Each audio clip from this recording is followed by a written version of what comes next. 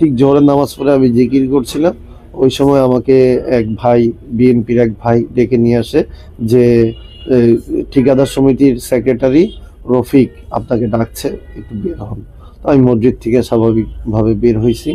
বের হওয়ার পরে উনি আমাকে বলতেছে, তুমি এই মির্জা আব্বাসের বিরুদ্ধে কথা বললা কেন, বিএনপির বিরুদ্ধে কথা বললা কেন, চাঁদাবাজির বিরুদ্ধে কথা বললা কেন, বিএনপি কি চাঁদাবাজি করে? আমি বললাম যে আপনি দেখেন না শাহবাগ থানায় এই অঞ্চলে গুলিস্তান সহ আশপাশে কে কে চাঁদাবাজি করে, আমার কাছে সম্পূর্ণ লিস্ট আছে কে কে চাঁদাবাজি করে, আমি বলতে পারবো।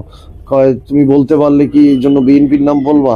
আমি বলছি যে বিএনপি যদি করে, আমি বলছি যে চাঁদাবাজ তো সে চাঁদাবাজ, সে যেই দলেরই হোক, অন্যায়কারী সে যেই দলেরই হোক, জুলুমবাজ সে যেই দলেরই হোক। তখন আমি তা এই কথা বলার পরে সে বলতেছে, তুমি বিএনপির বিরুদ্ধে বলছো, তোমাকে আমরা মেরে ফেলবো। হ্যাঁ, সাথে সাথে আমাকে আওয়ামী লীগ ট্যাগ লাগায়। হ্যাঁ, বলে যা তুই আওয়ামী লীগ করস, ওরে আমার ওই সিটি ডিভিশনের ভিতরে নিতে চেষ্টা করে মাইরা। তো অনেক চেষ্টা করছে, ভিতরে নিয়ে হয়তো বা আমাকে মেরে ফেলতো, কিন্তু আমি জোরাজুরি করে আমি বের হয়ে চলে আসি। বের হয়ে মানে